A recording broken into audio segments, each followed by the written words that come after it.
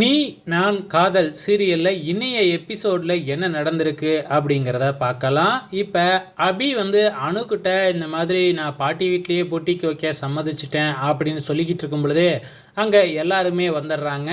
So நம்ம அபி பார்த்திங்கன்னா நான் பாட்டி வீட்லேயே பொட்டிக்கு வைக்கலாம்னு இருக்கேன்னு சொன்ன உடனே அபியோட அத்தை தான் பயங்கரமாக கோவப்படுறாங்க. அவங்களும் கோவப்படுறாங்க, அவங்க அம்மாவும் பயங்கரமாக கோவப்படுறாங்க. இருந்தாலும் அவங்க அப்பா அபிக்கு தான் சப்போர்ட் பண்ணுறாங்க. இதனால் பார்த்திங்கன்னா வேறு வழி இல்லாமல் எல்லாருமே சம்மதிக்கிறாங்க. அது மட்டும் இல்லை, அபியோட அத்தை தான் நகையெல்லாம் விற்று அந்த பணத்தை கொடுத்து நீ பொட்டிக்கு வைக்கிறதுக்கு உன்னோட பங்கும் கொடு அப்படிங்கிற மாதிரி பணத்தையும் கொடுத்து அனுப்புகிறாங்க. ஸோ அதுக்கப்புறம் அபி நேராக நம்ம ராகவோட வீட்டுக்கு தான் போயிட்டு தன்னோட சம்மதத்தை தெரிவிக்கிறது மட்டும் இல்லாமல் தன்னோட பங்குக்கு பணத்தையும் கொடுத்துட்டு வராங்க.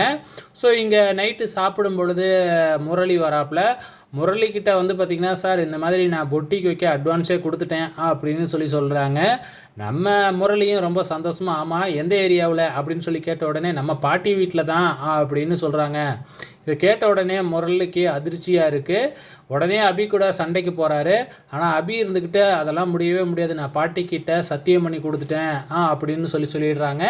உடனே அந்த இடத்துல இருந்து கோச்சிக்கிட்டு ஒரு மாட்டுக்கு ஏந்திரிச்சு போயிடுறாரு. ஸோ மறுநாள் காலையில் கோயிலில் அபி சாமி கும்பிடும் பொழுது அங்கே முரளி வராப்பில். அப்போ என்ன என் மேலே கோச்சிக்கிட்டீங்களா அப்படிங்கிற மாதிரி பேசிக்கிட்டே இருக்கும் பொழுது ஸோ நம்ம முரளியும் அபியும் பேசிக்கிட்டே இருக்கும்போது அந்த இடத்துக்கு ராகவும் நம்ம அஞ்சலியும் காரில் இறங்குறாங்க. ஸோ இதை பார்த்த உடனே நீ போ நான் அப்புறம் பேசிக்கிறேன் அப்படின்னு நம்ம அபியை முரளி அனுப்பி வச்சிட்றாரு. உடனே கிருஷ்ணனாக மாறிடுறாப்புல.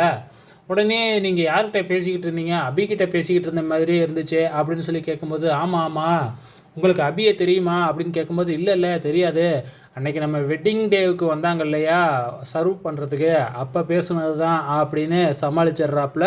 ஸோ நம்ம பாட்டியும் அஞ்சலியும் அபியை வீட்டுக்கு வர வச்சு அந்த பொட்டிக் கடை வைக்கிறதுக்கு பார்த்திங்கன்னா அக்ரிமெண்ட்லாம் ப்ரிப்பேர் பண்ணி போட்டுக்கிட்டு இருக்கிறாங்க.